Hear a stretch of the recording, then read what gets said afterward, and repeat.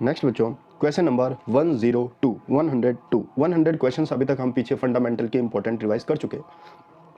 यहाँ पर अगर मैं आपसे पूछूं, सबसे पहला क्वेश्चन है हाइपोकैलिमिया ईसीजी चेंजेस।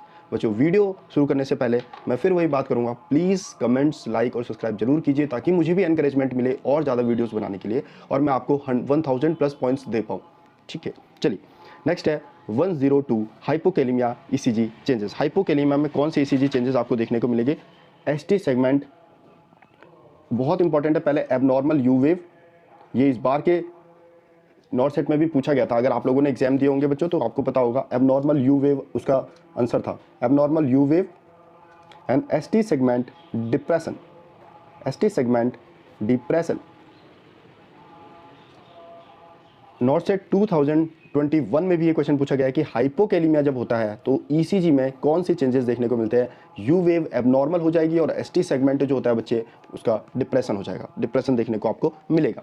नेक्स्ट है to decrease potassium level in blood. अगर आपको ब्लड में पोटेशियम का लेवल कम करना है, काफ़ी बार पूछा जाता है, क्या क्या आप इस्तेमाल कर सकते हैं जिनसे कि पोटेशियम का लेवल कम होगा? पहला नेबुलाइजेशन, अगर आप कर दें नेबुलाइजेशन विद साल्ब्यूटामॉल, नेबुलाइजेशन विद साल्ब्यूटामॉल अगर आप करते हैं तो वह भी क्या करता है? पोटेशियम के लेवल को कम करता है ब्लड में। सेकंड, अगर आप इंसुलिन को यूज़ करें, अगर आप इंसुलिन को यूज़ करें ग्लूकोज के साथ, ये क्वेश्चन भी कई बार पूछा जाता है, वह भी ब्लड में पोटेशियम के लेवल को कम करता है।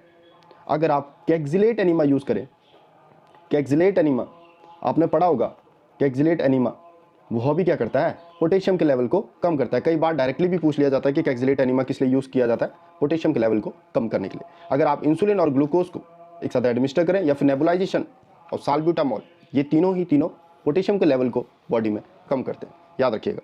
नेक्स्ट है पोटेशियम का एंटीडोट। अगर आपसे पूछा जाए, अगर आपसे पूछा जाए पोटेशियम का एंटीडोट, आप बताएंगे कैल्शियम ग्लूकोनेट, कैल्शियम ग्लूकोनेट बच्चे पोटेशियम का एंटीडोट।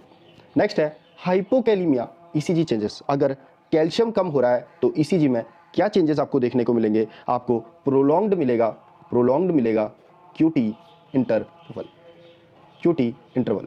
ईसीजी चेंजेस इलेक्ट्रोलाइट्स के मैं आपको एक बार अलग से भी करवाऊंगा, अभी याद रख लीजिए। अगर कैल्शियम कम है तो आपको देखने को मिलेगा प्रोलॉन्ग्ड क्यूटी इंटरवल। अगला है solution of choice for TURP. बहुत बार ये एग्जाम्स में पूछा गया है, टीयूआरपी के लिए सॉल्यूशन ऑफ चॉइस अगर पूछी जाए तो आप बताएंगे ग्लिसरॉल, ग्लिसरॉल। ठीक है, टीयूआरपी बच्चे ट्रांसयूरिथ्रल रिसेक्शन ऑफ प्रोस्टेट। ठीक है, हाइपरकैलिमिया ईसीजी चेंजेस। अब हाइपरकैलिमिया यानी पोटेशियम का लेवल बढ़ रहा है तो ईसीजी में क्या चेंजेस देखने को मिलेगा?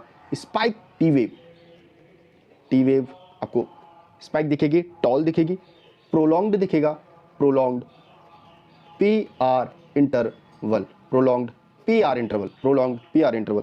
तो बच्चे याद रखना हाइपोकैलिमिया का ईसीजी चेंजेस, हाइपरकैलिमिया का ईसीजी चेंजेस सबसे ज़्यादा इंपॉर्टेंट है एनक्लेक्स की पूरी बुक में। यहाँ पर एबनॉर्मल यू वेव, यहाँ पर स्पाइक टी वेव, यहाँ पर एसटी सेगमेंट डिप्रेशन, यहाँ पर प्रोलॉन्ग्ड पी आर इंटरवल, याद रखिएगा। और एग्जाम्स में जाते जाते मेरी ऑडियो जो यहाँ पर है, वीडियो ऑडियो, आप ईयरफोन्स लगा के बार बार सुन सकते हैं ताकि आपको बाय हार्ट ये चीज़ें लर्न हो जाए।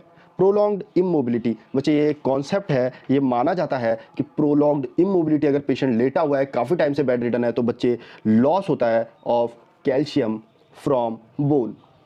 बच्चे अगर कोई पेशेंट बहुत टाइम से प्रोलॉन्ग्ड इमोबिलिटी यानी कि बेड रिडन है तो उसके बोन से कैल्शियम उसके ब्लड में आने लगता है और इसी वजह से बच्चे रिस्क भी बढ़ जाता है, उसको रिस्क बढ़ जाता है कैल्शियम स्टोन का, कैल्शियम स्टोन। अगर वो पूछे अगर वो आपसे एनक्लेक्स का क्वेश्चन पूछे कि एक पेशेंट है जो कि बहुत लंबे टाइम से बेड पे लेटा हुआ है, उसको कौन से स्टोन का रिस्क है, आप बताएंगे कैल्शियम स्टोन। क्योंकि इमोबिलिटी के साथ, बेड रिडन होने के साथ लंबे समय से जब वो बेड रिडन होता है तो बोन से कैल्शियम निकल के ब्लड में आता है, जिसकी वजह से कैल्शियम स्टोन का रिस्क पेशेंट में बढ़ जाता है। और आप एक और चीज़ यहाँ पर कॉन्सेप्ट सीख सकते हैं कि बच्चे उसको यूटीआई का, यूरिन ट्रैक्ट इन्फेक्शन का भी खतरा जो होगा वो बढ़ जाएगा। वाई? बिकॉज वो क्या कर रहे हैं, जैसे यूटीआई का रिस्क देखिए कैसे, अगर कोई जो अमाउंट है फ्लूइड की वो बहुत कम ले रहा है, लेस अमाउंट ऑफ फ्लूइड ले रहा है, तो जो ब्लैडर है वो फ्लश कम होगा, जिसकी वजह से यूटीआई का रिस्क भी बढ़ जाएगा। ये कॉन्सेप्ट हम बाद में देखेंगे, अभी हम देखते हैं प्रोलॉन्ग्ड इमोबिलिटी के साथ कैल्शियम लॉस होता है बोन से।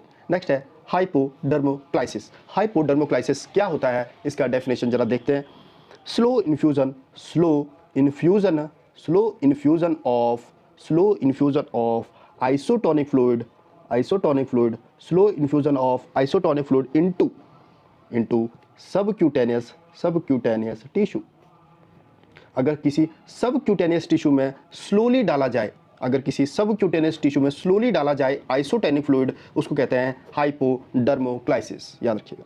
नेक्स्ट है सर्जिकल वुंड अगर है तो उसको क्लीन करते हैं बच्चे इनर टू आउटर। अगर हमने कोई वुंड क्रिएट किया है ऑपरेशन के लिए, सर्जिकल वुंड है तो कैसे क्लीन करेंगे, इनर टू आउटर। और बच्चे मैंने आपको बहुत बार बताया है बेड सोर को कैसे क्लीन करते हैं, outer to inner, bed sore को आउटर टू इनर और सर्जिकल वुंड को इनर टू आउटर। अगला है length of rectal catheter need to be inserted while giving enema. अगर एनीमा दिया जा रहा है तो कितना लेंथ इंसर्ट करेंगे रेक्टल कैथेटर का, आंसर होगा 10 सेंटीमीटर।